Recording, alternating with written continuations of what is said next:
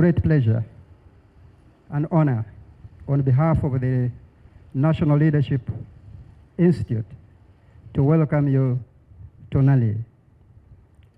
Your Excellency, when we host you at this institute, we remember it as a home of the resistance. Answering the citizens' call, improved service delivery for socio-economic transformation. This theme speaks directly to the heart of our mandate as public servants and the urgent need to address the expectations of our citizens. It underscores the critical role of service delivery in driving socio-economic transformation. The citizens of Uganda have voiced their needs and aspirations, and it is our duty to respond effectively and efficiently. However, now that all of us are here, we need to come up with strategies to stop illegal charges in government schools, which have led to absenteeism and high dropout rate, as has always been highlighted by you, Your Excellency. Underwater and environment, I have been informed, Your Excellency, that the safe water coverage now stands at 65% in rural areas and 70% in urban areas, save for Karamoja sub-region.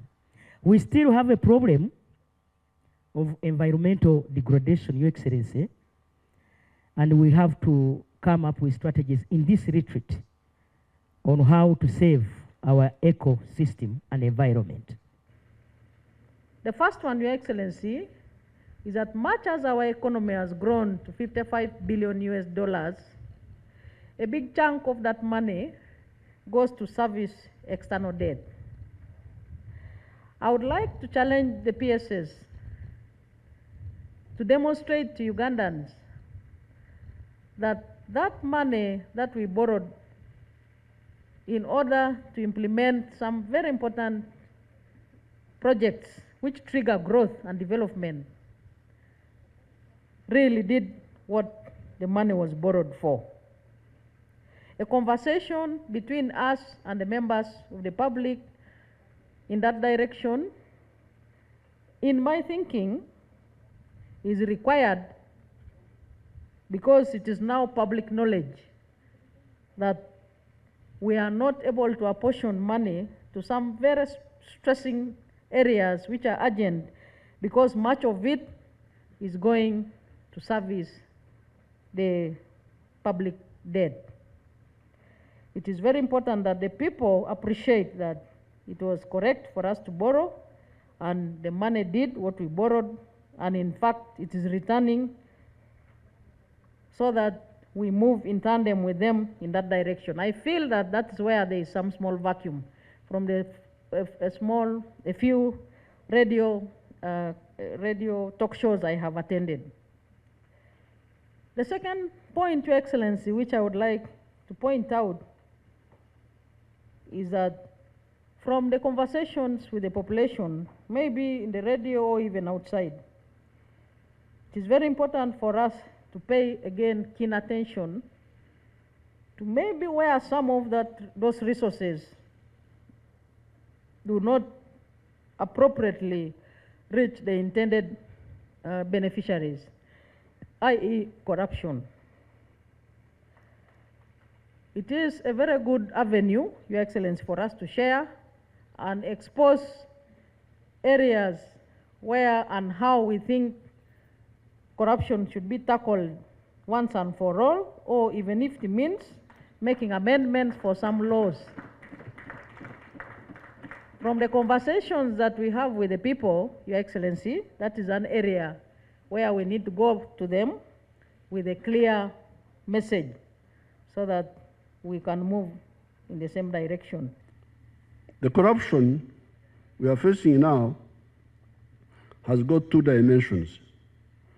One dimension is the stealing of government money,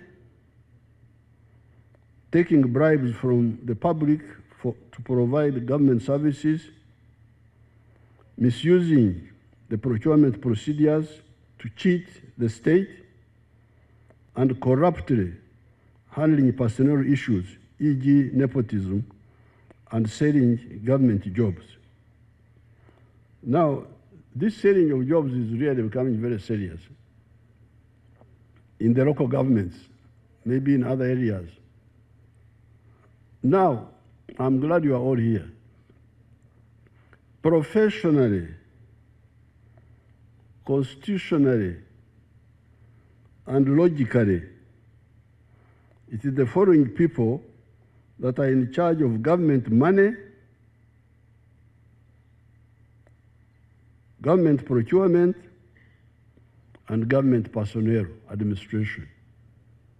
Three people are in charge of these three areas: government money, procurement, and personnel. These are the permanent secretary in a ministry, a chief administrative officer in a district, a town clerk in a city or municipality, a Gombora chief in a sub-county, and the clerk of parliament in parliament. In the army, even in the army, you not see that a commander is the one in charge of money and so on, commander. No. In the army, it is the chief of staff who is in charge of administration, money, all those things, logistics, is the one responsible. Not the commander, not the army commander, not the division commander. Commander is you command. Shambulia hapa, attack here.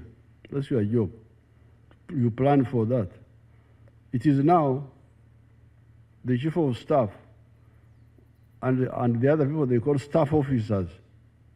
Staff officers means administrators of the army to do these things, the money, the what, the procurement, the personnel.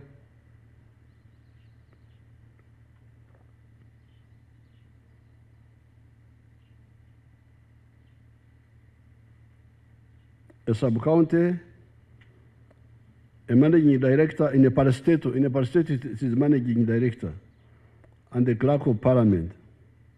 In the army, it is the chief of staff, the division administration officer, etc., etc. It is initially not the work of the political leaders to fight corruption. That's what I want the Ugandans to understand. Because really it's not the work of the political leaders to fight corruption. However, ultimately, they are responsible for defending the interests of the people. If the accounting officers do not do their work, they want to guard our government money, to guard, to follow the proper procedures of buying and selling government things, to handle personnel, promotion, recruitment, is the accounting officer. These accounting officers. Even in the district, the District Service Commission is answerable to the Chief Administrative Officer. He's the one who can say you are doing bad things or you are doing the right things. But if they don't do their work, that's why now the political, because you are elected by the people to stand for us, for the people. So if these professionals don't do their work, you must do your work. You must come in. The other dimension of corruption is employee disloyalty in a private company. Because also, don't just talk of corruption in the government. We must also address corruption in the private sector.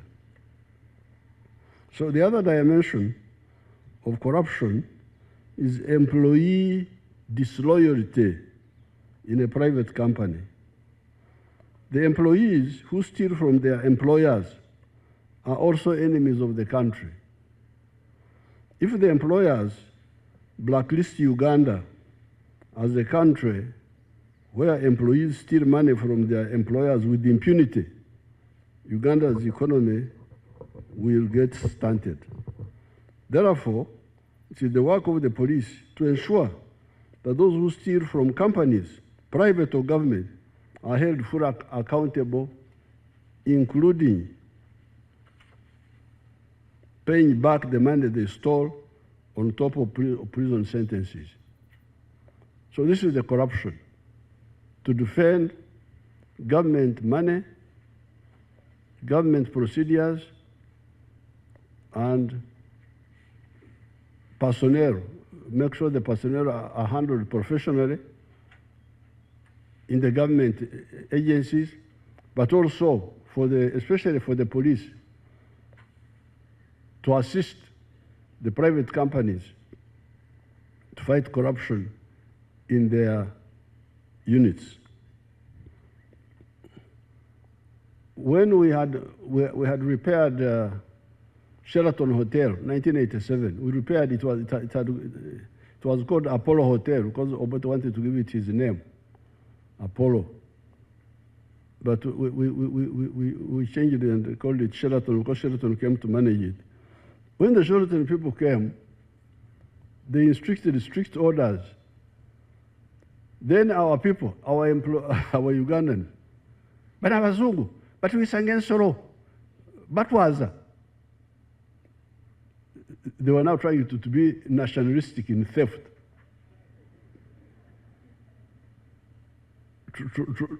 Trying to say that the Europeans, because the Europeans had now introduced strict methods. We cite you when you are coming to work. We cite you when you are going. Now they become nationalists. But we sang solo. But was yes, if you are a thief, what do they do? They thought I would support them. I said, go to hell. You are used stealing from government companies. These private people are strict.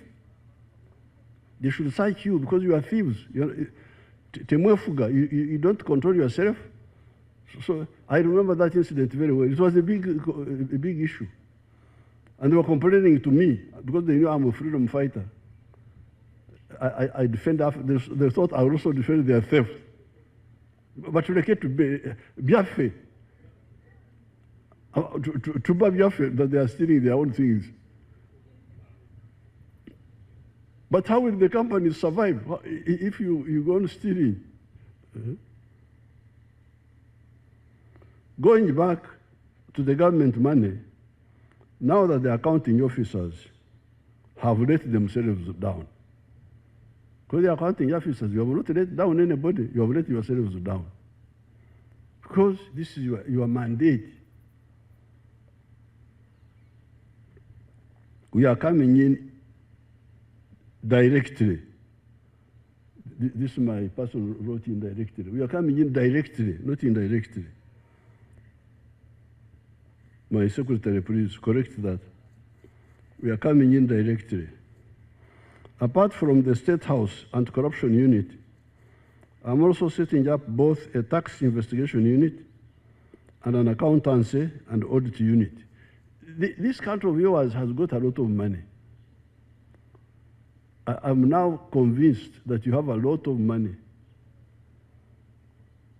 First of all, there is under collection of taxes. That group of, I hope you called the tax fellow. Museveni, did he come? You should call him, let him come. There's a lot of under correction. I'm now getting a lot of information. So there is under collection, but also there is massive stealing of what is collected. Now you can imagine how much more we could do if we plug both. That's what the VP was saying. If we plug both the under collection and the stealing.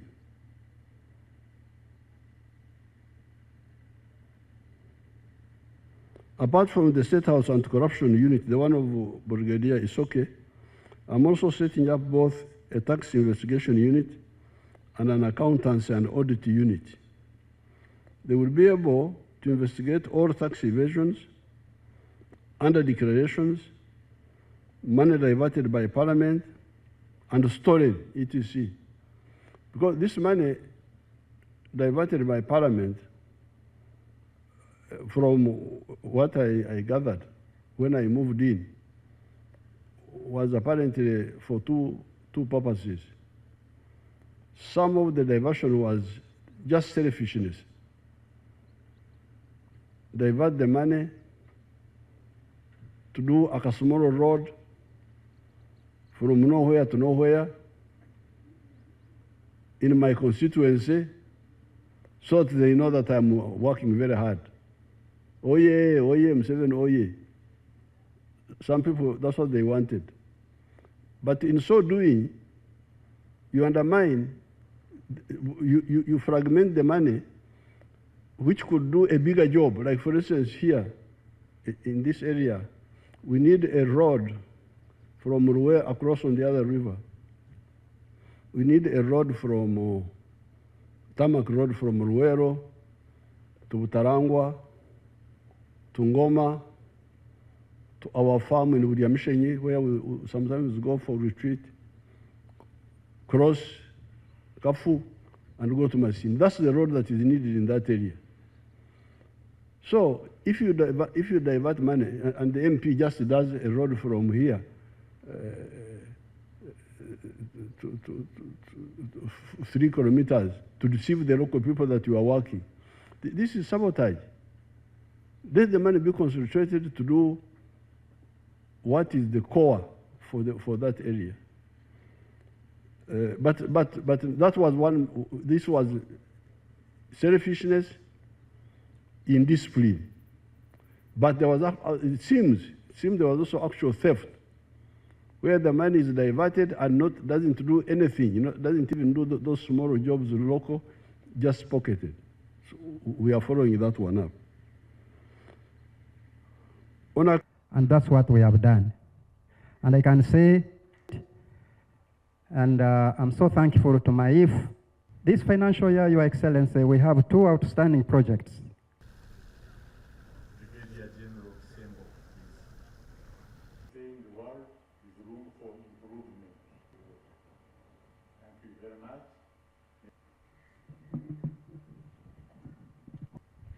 Your Excellency, retired Major just renewed action in the implementation of the road works in and around Kampala. Number 4, farmer education, cooperation, agricultural mechanization department, among others. Institute, Uganda Heart Institute, the National Medical not mentioned. We continue to receive complaints